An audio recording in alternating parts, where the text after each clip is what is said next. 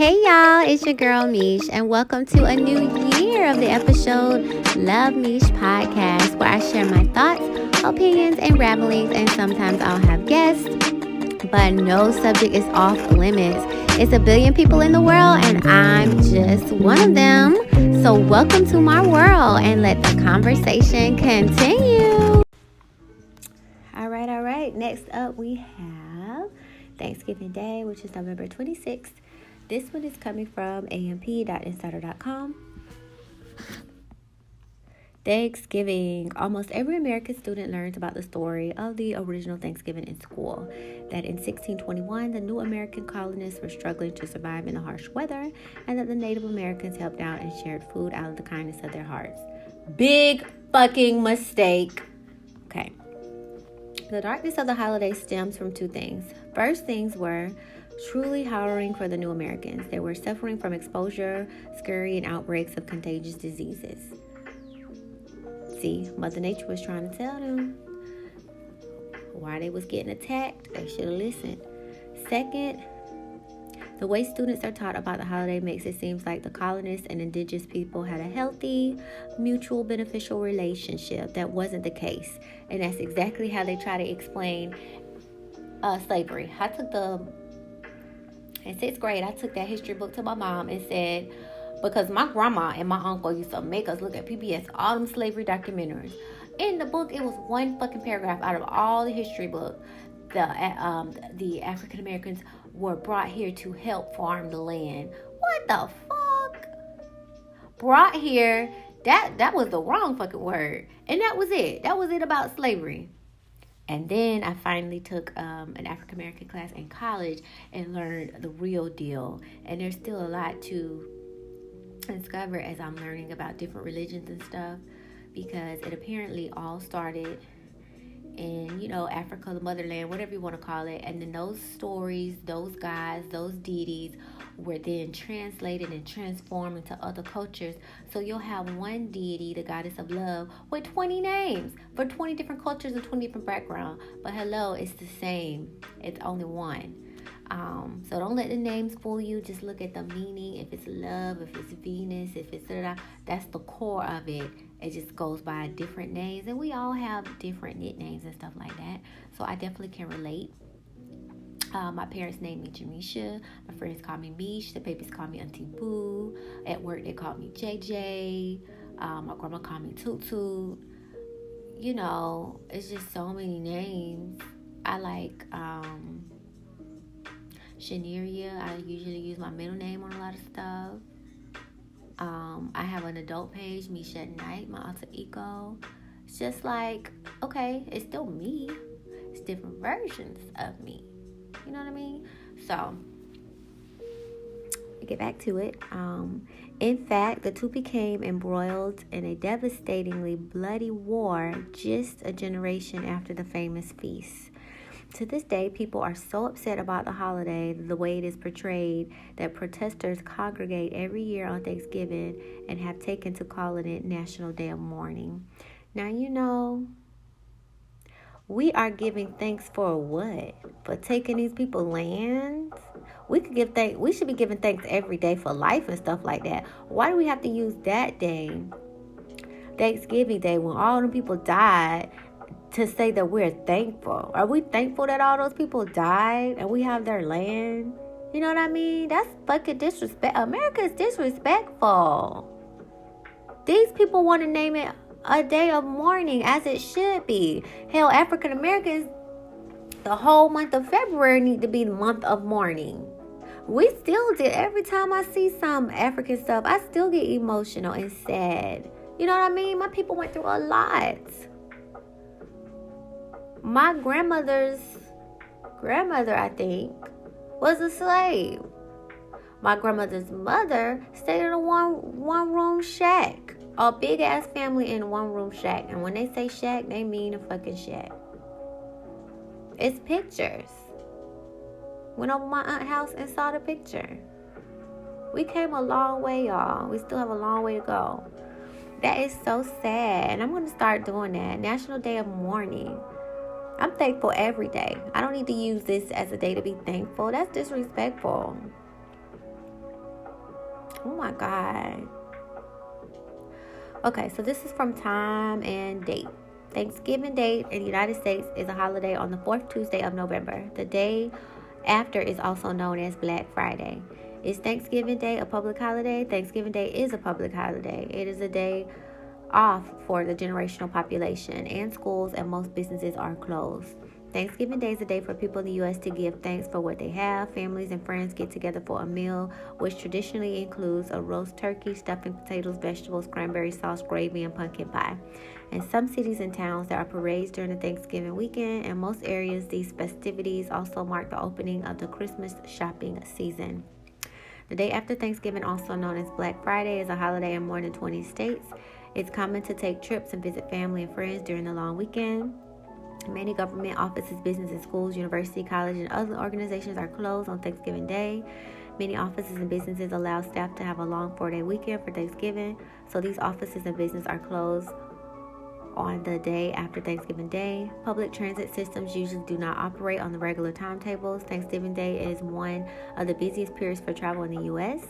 This can cause congestion and overcrowding. Seasonal parades and busy football games can also cause disruption to local traffic. Thanksgiving Day has been an annual holiday in the United States since 1863. However, not everyone sees Thanksgiving Day as a cause for celebration. Beginning in 1970, a group of Native Americans and their supporters have staged an annual protest for the National Day of Mourning at Plymouth Rock in Plymouth, Massachusetts on Thanksgiving Day. American Indian Heritage Day is also observed at this time of year. I want to do that. There are claims that the first Thanksgiving Day was held in the city of El Paso, Texas in 1598. Another early event was held in 1619 in the Virginia colony. Many people trace the origins of modern Thanksgiving Day to harvest celebrations the Pilgrims held in Plymouth, Massachusetts in 1621. However, their first true Thanksgiving was in 1623 when they gave thanks for the rain that ended a drought. Hello. See, they always gave thanks to Mother Nature, to the gods, to the deities. We have forsaken the gods, deities, nature, and we giving thanks. It just said to celebrate with family and friends. Ain't giving thanks to God or nothing else. It's about nature, y'all. Nature, which is the gods, which there's always higher meanings to this stuff. Gave thanks for the rain that ended a drought. Hello. These early Thanksgivings took the form of special church services rather than a feast. In the second half of 1600, Thanksgivings after the harvest became more common and started to become annual events. However, they were celebrated on different days in different communities. In some places, there were more than one Thanksgiving each year. George Washington, the first president of the United States, proclaimed the first national day in 1789.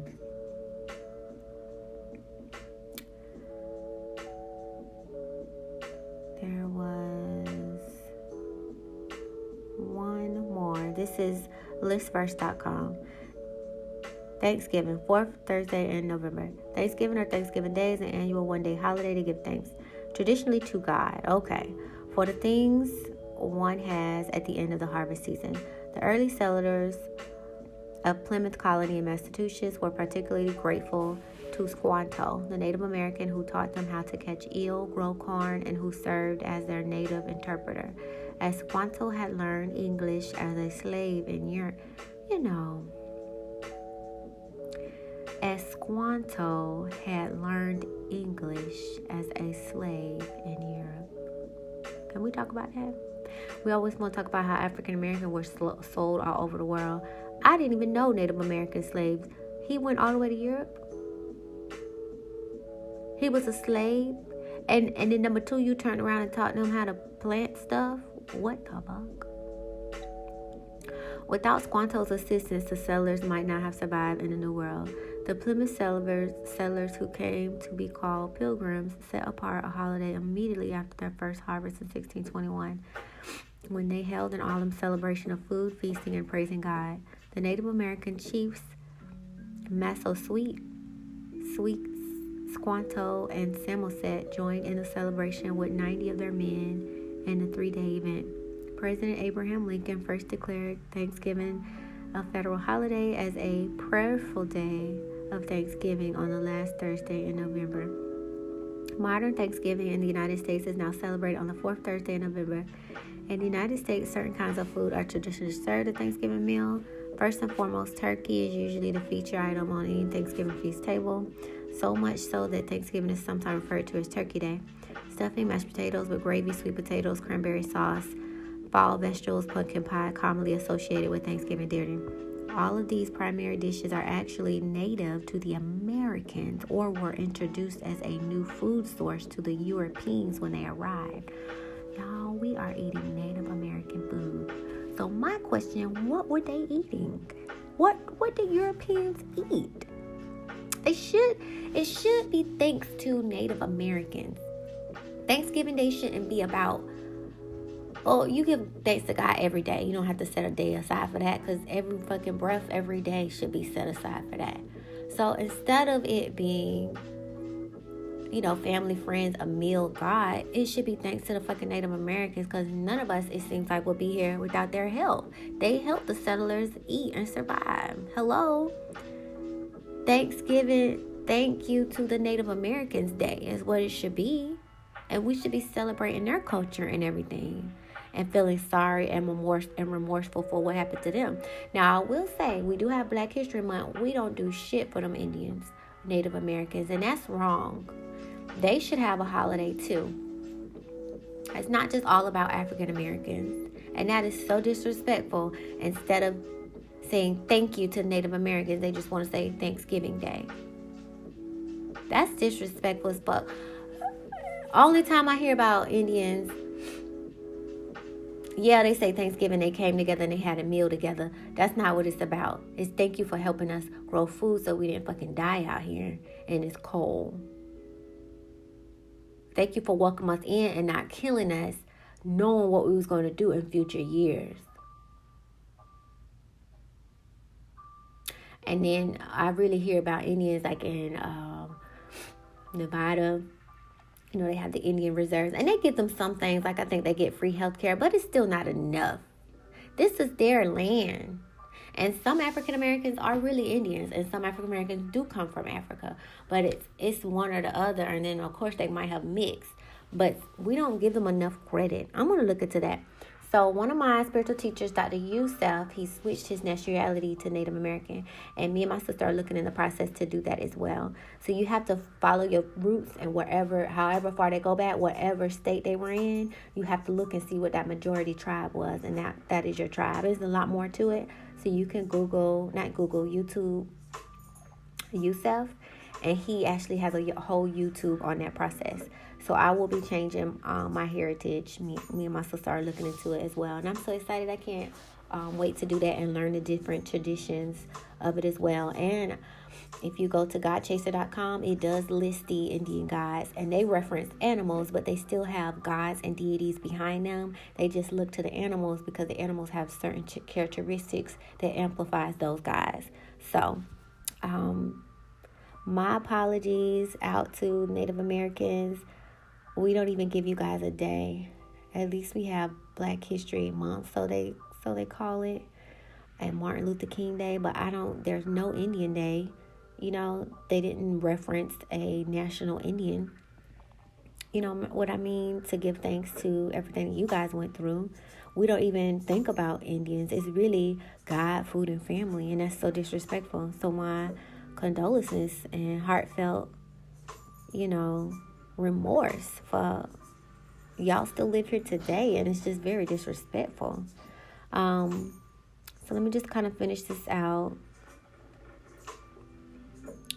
All of the primary dishes are actually native to the Americans or were introduced as new food source to the Europeans when they arrived. Oh, that was it. Whew. God bless me. That was it on that one. So let me just make sure I didn't have. So we did 1. That was 1. That was 2. Yep. I don't know where I got this cold from. And then that was 3. Oh, there wasn't really a lot. So that was it for Thanksgiving.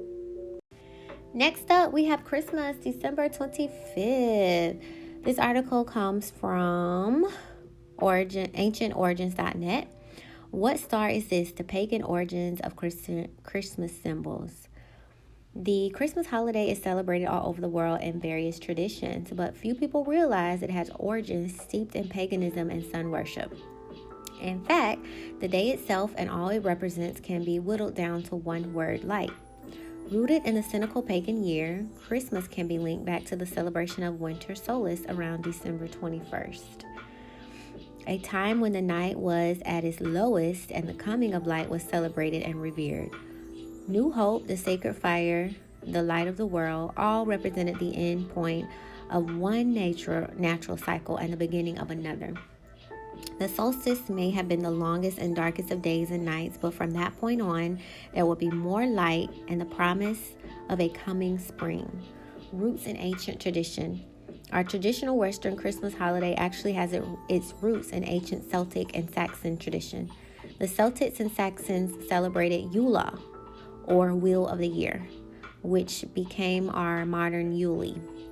This was often held on the actual day of solstice.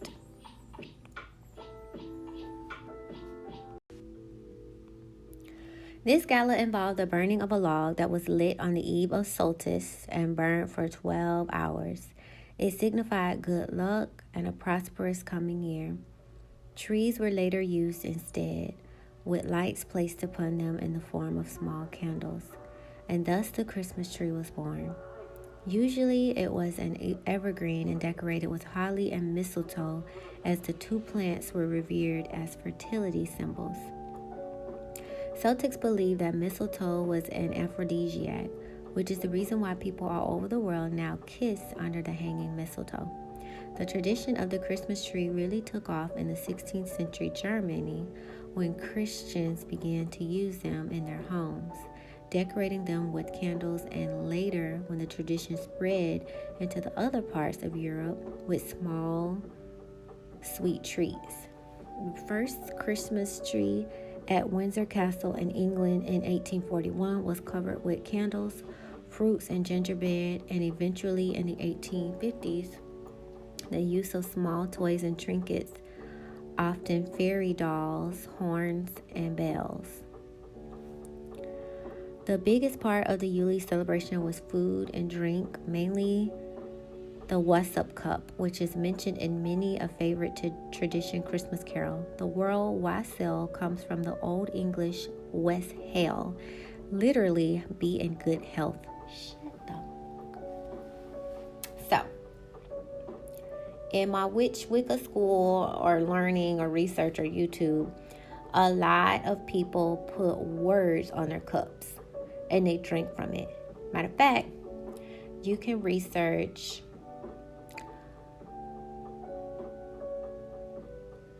the power of speaking words into water. Forgot the scientist's name, but he would say beautiful into water and freeze it and look at the molecules and they were gorgeous. He would say ugly or just something complete opposite and freeze it, and the crystals in that frozen water were disfigured. So this is how powerful words are, that they change the molecular structure of water, and you can't see it because water is moving and such, but when you freeze it, because it's solid, you're able to then see it. So just because the water isn't frozen and you're drinking it, the words that you spoke about water, you still change the molecular molecules of it, and you're drinking it. And guess what? We're made 80% water. So what do you think that's going to do to your body? Speak life or death. So when they say words are powerful, you guys, they are. But I don't think it's just monotone words. I think it's words with intention and power. I have crystals, and I didn't know you were supposed to put intention to them. So I put my crystals under the moonlight, and I'm actually going to put intentions into each one of them. Like they're soldiers. You have to give them missions or what they're supposed to do. So we just drink and eat. And the tradition is to pray over your food, but it's usually to give thanks. No, I think we're supposed to give a mission to the water, to the food. What are you supposed to do when you go on my body? So I'm going to start putting words on all my cups, putting words on all my pictures. I'm asking my sister if she could make some crystal glasses for me. I'm actually going to sell some in my store. So I have water bottles with crystals in them. When you put your water in there, the crystals charge the water. And I'm actually going to have my sister to make cups as well. So you have water bottle cups, and I also want a picture. I also found a straw with crystals on it, and you can stir your water. So just because we can't really see what's going on, you have to research and know this stuff. They're not going to tell you all the good stuff, or they're going to hide it. But it comes out. It comes out, y'all. And then you're going to be like, I tried to tell y'all. People looking at you crazy. For example, colloidal silver. I was telling my parents, hey, I'm supposed to be drinking colloidal silver. It's all over YouTube. I downloaded several books about it. Even in the hospital, they use silver. Hello, they're not going to tell you the good stuff. So now they have this yoni wash that everybody's craving about. It's sold out. And guess what? One of the ingredients is colloidal silver. Like, what the fuck? When I talk about this shit, nobody want to listen. But let somebody else do it. Oh, it's the biggest crave. It's just so aggravating when that a celebrity can have so much power over the truth. And you might call the man talking on the street crazy when he said colloidal silver is good for, oh, he's crazy. But let Beyonce say it's good as gold. It just baffles me. That baffles me. It really rubs me the wrong way. But whatever. When I say whoever get it, get it. And when they say whoever get it, get it. That's perfectly just like crystals. Nobody wanted to have crystals. Now you have Michelle Walker on having a picnic, charging her crystals. Oh, it's the big craze now. Like, really? It's really aggravating. I'd rather learn stuff on my own and to have my own truth than to just follow a celebrity. That shit is really aggravating. But let me get off of that. You can see how emotional I am about it. Let's see here. So let me get back to what I was getting to.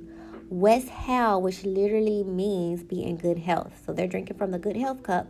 Beyond the wassail cup, food has continued to be a staple of holiday celebrations, with feasting that might continue for days, and of course, the embidding of spirits to make merry. But there is another origin myth behind the birth of Christ.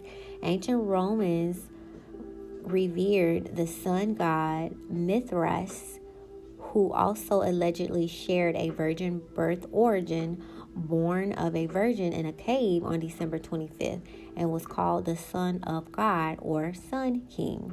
In fact, many scholars insist the legend of Christ is nothing more than a rewrite of the Mithras story, with the sun god becoming the Son of God, and the imagery of light that was associated with the sun now is associated with Christ as the light of the world.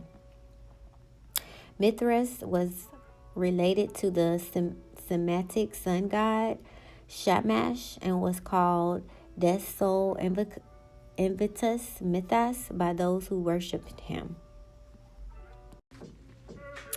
The Romans also worshipped the mighty god Saturn, the deity of agriculture. During week-long holiday celebrations called Saturnalia, gifts of lucky fruits called stenu were given, and huge feasts were marked with singing and merrymaking. Homes were decorated with greenery and lights. Oil lamps were lit to mark safe journeys through the long night of the year. Mithraism literally shaped the Christian world, with borrowed stories and symbols that few today have any idea of. Mithraism was competition for the rising Christian force in the Roman Empire. From the late 2nd century BC to about 400 AD, legions of Romans followed the sun god and worshipped at the altar of Mithras. But it was also the last pagan state that ancient Rome permitted when Christianity became the official religion, adopting the Mithric legends and origins as its own. I keep saying this. Christianity became the official religion, adopting the Mithric legends and origins as its own. This shit is sickening. This is why so many scholars refuse to accept December 25th as the actual birth date of Christ. It was not. It was the birth date of Mithras, which most scholars placing Christ's birth in February or March under the sign of Pisces, thus the fish symbolism often associated with him in the New Testament. Among the similarities between Mithras and Christ, we find that the sun god was born of a virgin on December 25th, remained celibate, was called a savior, and was said to save souls by shedding of his eternal blood, had worshippers who were baptized, considered wine as sacrificial blood, held Sundays sacred the day of the sun, partook of bread that was marked with the sign of a cross, Mithric communion, bas relief from Konjik Vasania showing Mithras as the sun god, soul feasting, lower rank entities serving 4 loaves of bread with crosses marked on them. To solidify the new power of the rising Christian church, it was absolutely critical to take the pagan holiday. It was absolutely critical to take the pagan holiday and make them a part of the new doctrine. This occurred in 320 AD when the Catholic Fathers in Rome officially made December 25th the birth date of a new kind of son of God, and therefore Christianized the remaining associated mythic symbols. Never again would the birth of Mithras be celebrated by pagans unless in secret for fear of retribution or even execution. OMG.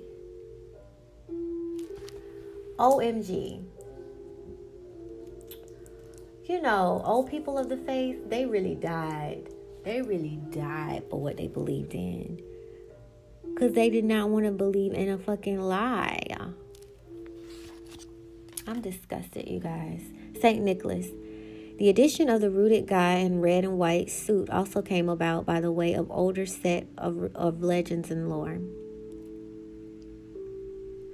One, of course, is associated with St. Nicholas, born 200 AD in Patrolithica in Asia Minor. We took this shit. They took religions from everywhere. Now, this is coming from Asia. His knack for gift-giving would label him the patron saint of children, and he always gave his gifts at night to keep his identity secret. In the year 303 AD, the Roman Emperor Diocletian commanded his citizens to worship St. Nick as a deity, even threatening those that thought of it as blasphemous. He made good of his threats and even imprisoned old St. Nicholas himself, who was released in 313 AD when Constantine came into power. By the year 800 AD, Nicholas was officially recognized as a saint by the Eastern Catholic churches and revered along with Jesus and Mary as one of the 3 most beloved Christian figures. What? Up until 1500s, when the English stopped worshiping him and instead adopted Father Christmas as the holy man of honor. St. Nicholas would come to be known as Sinister Claus in Holland, and once the early Dutch settlers came to America and settled in Amsterdam, New York, the name stuck. The bishop cloak and mitre of the original St. Nicholas were then replaced with red suit and clothing we have now come to know and love. The Star of Light astronomical event. One of the most worshipped Christian symbols associated with Christmas is the Star of Bethlehem, or the Star of the Magi. The Star of Wonder, Star of Light, was believed to be the beacon by the 3 wise men followed, which enabled them to find a stable where Christ's child was born.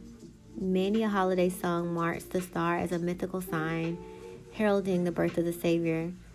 But could this divine symbol have been an actual astronomical event? Using various tools, astrologers have become able to look at the estimated time and determine what planets were prevalent in the night sky between the alleged years of Christ's birth.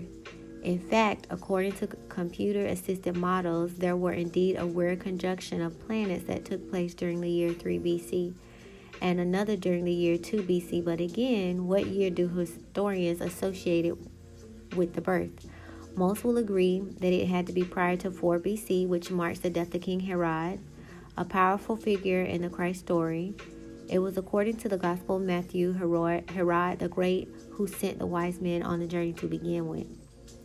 Astronomer Dr. Mike Munlar published an intriguing book called The Star of Bethlehem, the Legacy of the Magi, equating the event that occurred the night in Bethlehem with 2 occultations or eclipse of Jupiter by the moon in Aries in the year 6 BC. He found this potential explanation on an ancient Roman coin from Antioch, Syria, that features a picture of the zodiac sign of Aries, considered the sign of the Jews.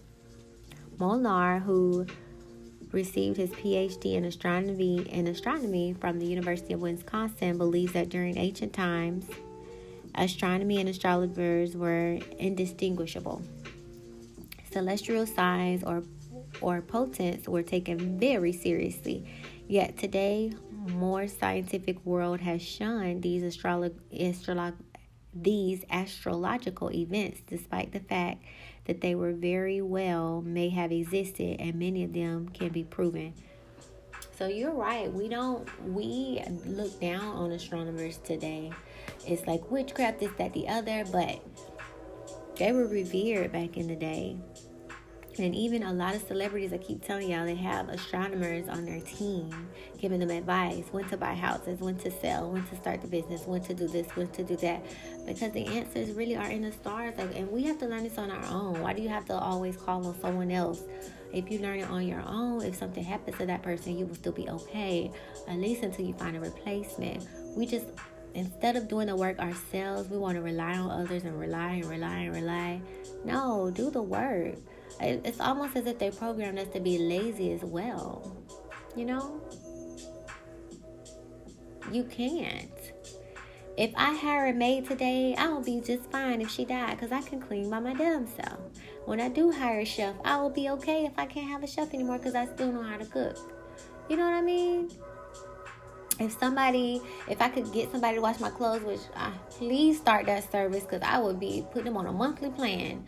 I would be okay if they didn't wash my clothes anymore, because I can wash my own fucking clothes. Even if the washing machine goes out, my grandma taught me a long time ago, get you some very hot water, put your detergent in it, laundry detergent in there, stump your clothes. She even had a wash bin where you would wash the clothes. Like, you should be okay if stuff fails. You should still be able to make do. Hello? And I think that's a skill we forgot. Back in the old days, my mom and them used to make pancakes with flour and water. You don't have to go to the store and buy no pancake mix. You got flour, you got water, you good to go. Just a lot of stuff we are forgetting, and I think they're happy about that. But it's making us rely on them when we just need to rely on ourselves. I think we need to go and review history and pick up on those skills, because we getting a little bit too bougie and it's costing us. 3 Wise Men and the Apocalypse. Author Courtney Roberts presents an in-depth explanation of the potential origins of the Star of Bethlehem, the Star of the Magi, the mystery of the heralded the coming of Christ. Noting the importance of astrology in ancient times, Robert offers not only an analysis of who the actual wise men may have been, but what it was that they were following, and more important, why. Okay, so this just came to my mind. The 3 wise men, I think, were the 3 astrologers. And if you're looking for someone, 9 times out of 10, astronomers, psychics, they're able to find them. So instead of them saying the 3 wise men, I think they dumbed it down. I think these were psychics. I think they had, psychic abilities, maybe foretelling the future, like different stuff like that. And also able to follow the signs. They might have been able to speak with other worlds or angels or different spirits and stuff. Because come on, if 3 of us got together, we wouldn't be able to find, without using Google, our phone, calling and stuff like that, we wouldn't just be able to locate a person. How the hell? And we have technology to use today. Back then, they didn't even have that technology, so it had to be spirituality and magic. So yeah, they want to call them the 3 wise men, but we know what they really were. Not bounty hunters. And they probably had mercy on them, seeing them in a freaking stable. Like, why would you be threatened by that person? I think they were bounty hunters. They had a mission and they didn't follow through. Let's see here. According to Roberts, the Magi were a royal and influential Persian priesthood that played a prominent role in the development of Judaism. The Persian Magi had their own brand of political and Masonic beliefs mirrored in their astrology. Told you. Which, according to the author, provided the underpinning for the entire Masonic and Apollitic worldview. and inspired and influenced the beginning of Western monotheism. These magi, Zoroastrian in origin, look at that, Zoroastrian. And when I did my religion, I remember Zorro being one of them. Were a hereditary order of sages or wise men that originated in the tribe of Media, now situated in the northern Iran. They were the official priesthood of the Persian religion from the 6th century BC and were considered astronomers of the highest order. I knew it. These magi were expecting 3 sons of Zoroaster, or saviors, to appear over the course of several millennia, all to be born of virgins at specific astrological intervals.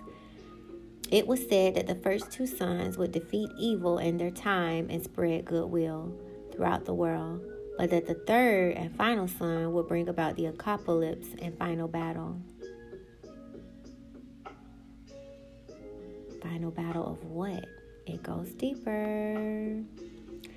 Thus, the three wise men or magi would have been expecting a birth of a savior, would have seen the signs in the sky and followed them accordingly, because it had all been predestined, and the star called Zoroaster's star would have been easily identifiable to those wise men, even to see it. One slight problem is that Roberts isn't entirely sure that what the star actually was. She possesses one possibility in the triple conjunction of Pisces that occurred in 6-7 BC as a good choice, but thinks it's not the only choice, even though it occurred in a constellation often associated with Christ, that of the fish sign Pisces. So what actually happened on that Montimus night? We can merely spectate, but regardless of what the actual spectacle observed in the sky was, it launched a story that had its roots in a much older tradition that originally thought that this is indicative or of most of our religious, mythical, and even ritualistic beliefs that all have roots far older than we can imagine. And I think that's the bottom line. What actually happened? We can merely speculate, which is what we do. Get everything that you can, put it together, and take what resonates with you. But it launches a story that has roots much older in tradition than what we originally thought to most of our religious, mythological, and even realistic beliefs. They all have roots far older than we can even imagine. So even if another story comes up that's older, it's something before then, and that is something before then, and that is something before then. I don't think we'll ever get to the it's like a game of telephone. It's like a game of telephone. So I actually signed up for ancientorigins.net. It's just so much good information on here. It's only $4.99 a month. I do recommend it. They just tell you the good, the bad, and the ugly, and that's why I like it. Like some articles I was reading, we don't know what the origins would be. This one gave you all the origins that they may know of. I'm not saying that they're right, but let me just tell them all, and then, see what you think from there. I like that. I really like this. So if you like, I think this is a good one to sign up for. And to be honest with you, with all this free information, one day they're going to take this shit down. One day you're going to have to go back to paying for information and traveling and trading books. Like, this isn't going to last long. So while we can, please eat it up. I know it's not going to last long. The world is too money hungry for stuff to be free.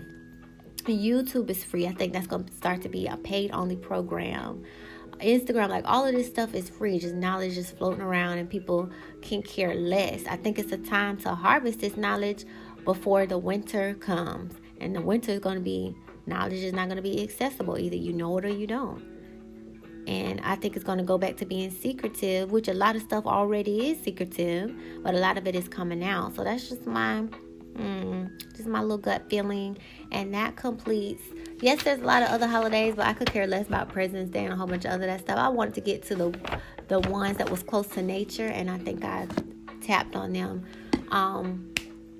So yeah, I will try to put up the next And sometimes stuff comes to me and I'll switch podcasts, but I'll try to make the next podcast about masters and teachers, because the different people have come into my life, whether they are YouTubers or authors from different topics, from faith, spirituality, to just relationships and just growing up into your womanhood and manhood.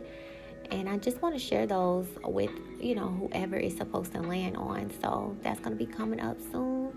Thank you again for listening. I hope you have a wonderful day. Take your vitamins, drink your water, get your rest. Stay healthy out in these streets. And don't let fear conquer you. Fear is an illusion. If your body is working for you all day, night and day, it's because you're helping your body. If your body is not thriving healthily, then you are adding to its demise. You're adding to its disease. You aren't helping it. So you have to help your body for it to heal, because it really does everything on its own. So you can either help that progress or hinder that progress. So don't let whatever virus they want to come out with scare you. Matter of fact, we all have cancer if you didn't know it. So the question is, what do they do to activate that shit? Do they have us all on number lines ready to die, and they just press a button or whatever, or release a chemical and that group of people die? I just feel like they have it all down to a science. Like, why do we have to get the kids immunized? I'm not doing it. I'm having a water birth, natural birth, and keeping my kids away from the system. Now, when they get good and grown, they can do what they want to do, but while they're under my authority, I will do what I feel is best for them. And when they grow up and learn this knowledge, I don't think they'll have any problems with what their mother was trying to do for them. So let me stop before I get into another topic. Once again, thank you so much for listening. I hope you learned something. If you have any topics that you want me to research, please leave a voicemail, send me an email, share with me. You could visit me on all my sites. I'll list that in my outro. But love you guys. You have a great day. Bye. Thanks a million for listening. You can reach me on all my other social media platforms by visiting my link tree, which is luv.meesh. I hope you have a better than great day. Love you. Talk to you later. Bye.